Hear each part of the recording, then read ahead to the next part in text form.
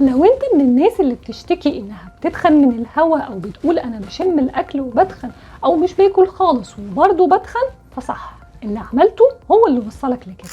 انك تقلل كميات الاكل جدا هو ده اللي بيقلل حرقك، ولو انت مستمر على كده فاي حاجة هتاكلها زيادة حتى لو حاجة بسيطة هتزيد في الوزن. والحل في الموضوع ده انك تاكل، خد احتياجاتك من الاكل وبس. كل اكل صحي بالكميات الصحيحة، زود البروتين في اكلك، واعمل رياضة خصوصا تمرينات المقاومة، اشرب مية بكميات كافية، هو ده اللي هيزود حرقك. فالاكل مش بيتخن، لكن تعرف تاكل قد ايه وتاكل ايه.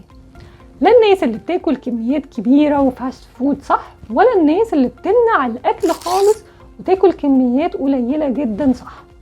فناكل نشويات عادي خالص، بس نختار الحبوب الكاملة وبالكميات الصحيحة المعتدلة، مش نكتر.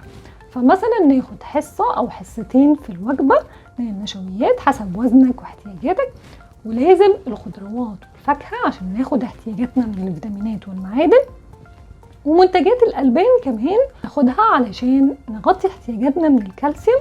وطبعا الدهون الصحية كمان مهمة لصحة الجلد والشعر، وكمان تكوين الهرمونات وامتصاص الفيتامينات اللي بتدوب في الدهون.